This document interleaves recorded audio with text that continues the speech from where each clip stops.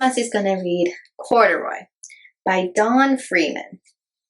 This is a classic for almost 50 years. It says 50 years. That's longer than I've been here. And definitely longer than you've been here. Okay. Corduroy, Story and Pictures by Don Freeman. Thank you, Don Freeman, for this lovely book. Corduroy is a bear who once lived in the toy department of a big store. Day after day, he waited with all the other animals and dolls for somebody to come along and take him home.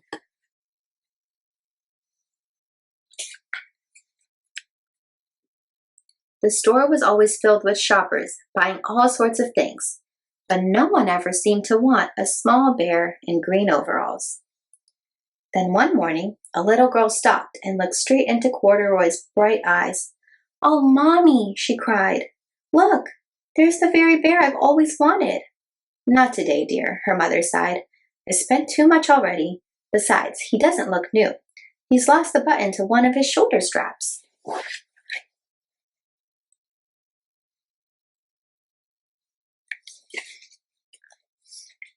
Corduroy watched them sadly as they walked away. "I didn't know I'd lost a button," he said to himself. "Tonight I'll go and see if I can find it."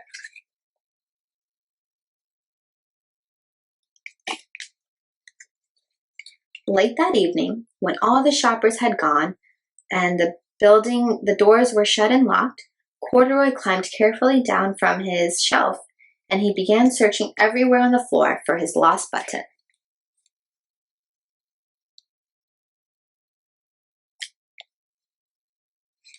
Suddenly, he felt the floor moving under him. Quite by accident, he had stepped onto an escalator, and up, up, up he went. Could this be a mountain, he wondered? I think I've always wanted to climb a mountain.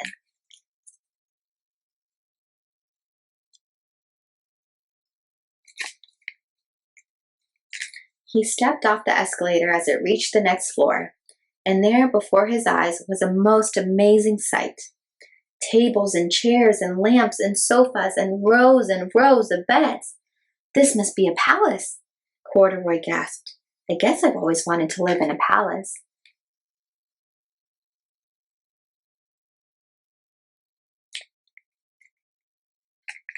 He wandered around admiring the furniture. "This must be a bed," he said. "I've always wanted to sleep in a bed." And up he crawled onto a large, thick mattress. All at once he saw something small and round. "Why, here's my button," he cried, and he tried to pick it up. But, like all the other buttons on the mattress, it was tied down tight.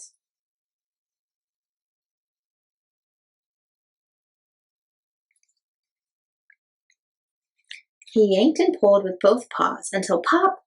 Off came the button, and off the mattress Corduroy toppled. Bang into a tall floor lamp. Over it fell with a crash.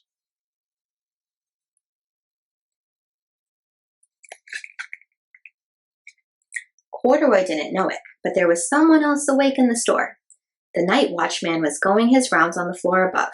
When he heard the crash, he came dashing down the escalator. "Now, who in the world did that?" he exclaimed. "Somebody must be hiding around here." Does the night watchman have his flashlight? You notice the flashlight?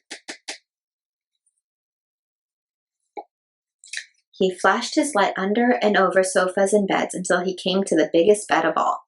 And there he saw two fuzzy brown ears sticking up from under the cover. "Hello," he said. "How did you get upstairs?"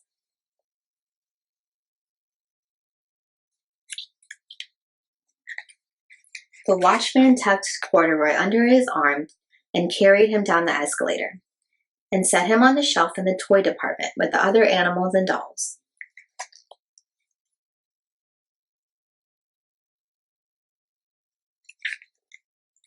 Corduroy was just waking up when the first customers came into the store in the morning.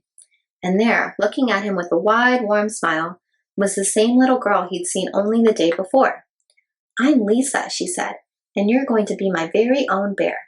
Last night, I counted what I've saved in my piggy bank, and my mother said I could bring you home."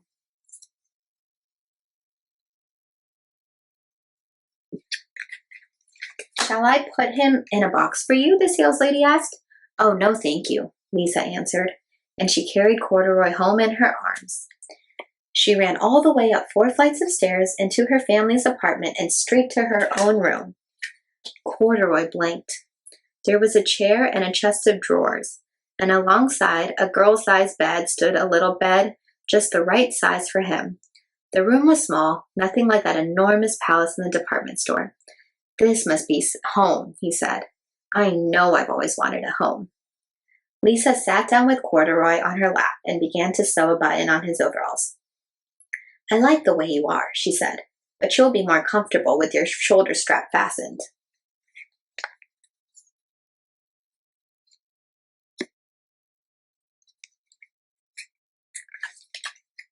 You must be a friend, said Corduroy. I've always wanted a friend. Me too, said Lisa, and gave him a big hug.